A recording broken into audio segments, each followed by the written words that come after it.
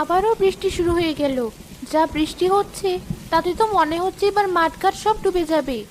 হ্যাঁ কি মা, সব যদি ডুবে যায় তাহলে আমরা থাকবো কোথায়? আমিও তো সেটাই ভাবছি মা। এমনিতেই আমরা যেখানে থাকি সেটা অনেক নিচু জায়গা।